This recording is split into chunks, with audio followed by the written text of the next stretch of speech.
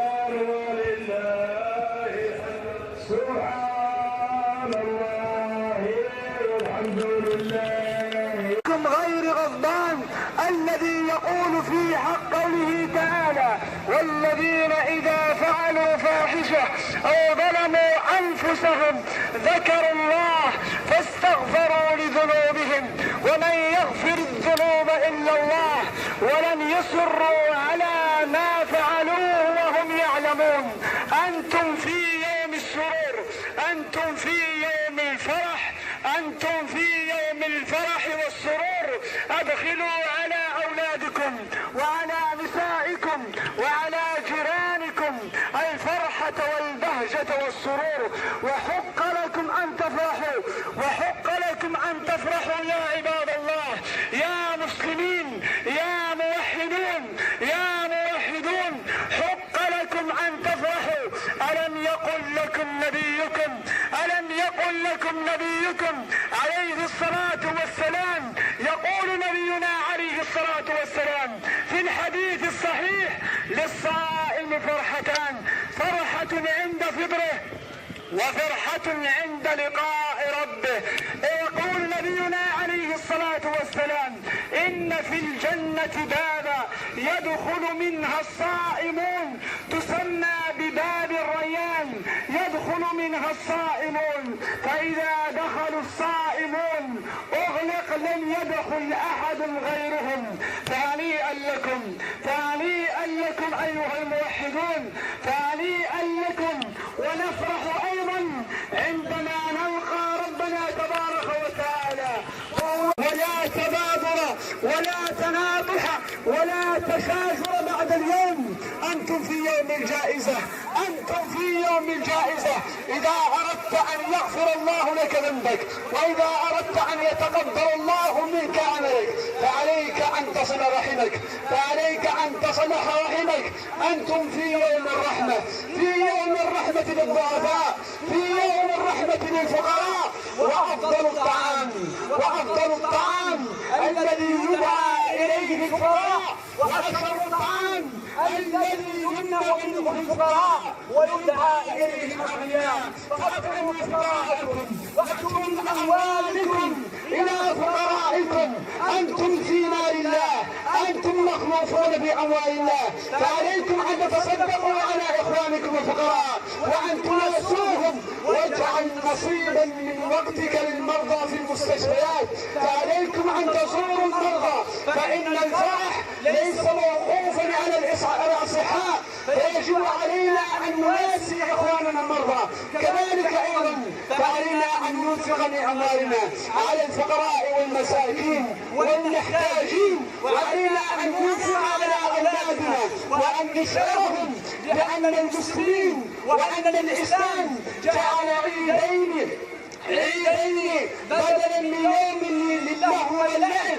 يومنا عيدنا أيها الإخوة الكرام، عيدنا فرح وسرور، عيدنا فرح وسرور وتراحم في بيننا. ولذلك نبينا عليه الصلاة والسلام يقول المؤمن للمؤمن كالبنيان المرصوص يشد بعضه بعضا. ويقول نبينا عليه الصلاة والسلام أن نكون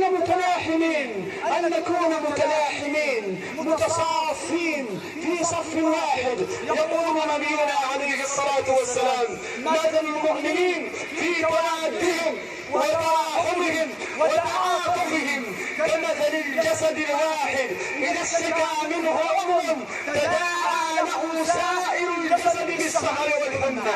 إذا اشتكى منك عضو أيها المسلم، وإذا اشتكى منك عضوة أيها المسلمة، فعليك أن تحسي به كما يحسون به إخوانك من النساء والرجال. فعلينا أن نعتصم بحبل الله وأن نستقيم على طريق الله، ورسالته موجهة إلى النساء والرجال وإلى الشباب والشابات. فعلينا أن لا ننقطع على عبادة الله، لا نكون رمضانيين، ولكن يجب علينا أن نكون ربانيين. فمن كان ربانيا فرمضان قد انصرف، وسيأتي رمضان آخر إن أطال الله عز وجل في عمرنا، ولكن الله عز وجل حي لا يموت. فعلينا أن نستقيم. الذي يقول ربنا تبارك وتعالى إن الذين قالوا ربنا الله ثم استقاموا تتنزل عليهم الملائكة ألا تخافوا ولا تحزنوا وأبشروا بالجنة التي كنتم توعدون. أبشروا بالجنة، لكن متى؟ إن استقمتم على طاعة الله، إن امتلأتم المساجد كما امتلأتوها في رمضان وفي قيام رمضان. فعليكم أن لا تنقطعوا على طاعة الله، وعليكم أن لا تنقطعوا إلى ذهابكم إلى المساجد، فإن المساجد بعد رمضان تشكو ربها تبارك وتعالى. فعلينا أن لا نفرط في طاعة الله، فلا قيمة لنا بدون طاعة الله، فلا قيمة لنا بدون طاعة الله. ولذلك نبينا عليه الصلاة والسلام لما جاءه أحد الصحابة رضوان الله عليهم فقال له يا رسول الله قل لي قولا في الإسلام لا أسأل عنه غيرك. قال قل آمنت بالله ثم استقم. قل آمنت بالله ثم استقم. استقم على طاعة الله، استقم على عبادة الله، استقم على إحسان إلى الجيران، استقم على أخلاقك الإسلامية، استقم على المبادئ الإسلامية. أيها الإخوة الكرام، إننا في يوم عيد، في يوم فرح وسرور، ونبينا عليه الصلاة والسلام يسألك بالله ويقول لك لا تجعل لنفسك ثمنا غير الجنة. أنت غالي عند الله، وأنت غالية أيتها المسلمة، أنت غالية عند الله إن استقمت وإن استقمت على طاعة الله. ولذلك نبينا عليه الصلاة والسلام ذات يوم أتى إلى أحد الصحابة وهو يبيع ثوبه في السوق، فمسك بيديه على عينيه فقال وهذا الرجل يقول من يشتري هذا الثوب؟ فوضع نبينا عليه الصلاة والسلام يديه على عينيه وأغمضه على عينيه فقال ومن يشتري هذا العبد؟ فقال ساهر تجدني كاسدا يا رسول الله، تجدني كاسدا لا أساوي ثمنا. فقال له نبينا عليه عليه الصلاة والسلام: أنت لست بكاسد، بل أنت غال عند الله، أنت ثمنك غالي عند الله، أنت تساوي الثمن الباهر، أنت تساوي الجنة، أنت مكانك في الجنة إن استقمت على طاعة الله. وذات يوم حتى تعلم. اللهم أظلنا في ظل يوم لا ظل إلا ظلك، اللهم اجعلنا تحت ظلك يوم لا ظل إلا ظلك. اللهم استر عيوبنا وفرج كروبنا واستر عيوبنا واصلح نساءنا وبناتنا وأولادنا وشبابنا. اجعلنا من الصالحين المصلحين، واجعلنا من المهادين المهتدين. اللهم وفقنا للعمل الصالح واقبلنا عليه، واجعل لنا من كل ضيق مخرجا ومن كل هم فرجا، وبعد العسر يسرا. انزع الحقد والحسد من بيننا، اللهم انزع الحقد والحسد من بيننا، اللهم انزع الحقد والحسد من بيننا. اجعلنا اخوانا على سرر متقابلين، اجعلنا اخوانا على سرر متقابلين متبادلين متساويين متراحمين يا ارحم الراحمين. اللهم لا تحرمنا اجر شهر رمضان، اللهم لا تحرمنا اجر شهر رمضان، اللهم لا تحرمنا اجر قيام لياليه، اللهم لا تحرمنا اجر قيام ليله القدر. اللهم اجعلنا من الموافقين لقيام ليله القدر يا ارحم الراحمين يا رب العالمين. اخواني المسلمين، اخواتي المسلمات، تصافحوا في بينكم وتعانقوا، وبارك الله لنا ولكم في اعماركم، وعيدكم مبارك سعيد، واعاده الله علينا باليمن والامان والبركه والاحسان والسلامه والاسلام. امين امين، والحمد لله رب العالمين.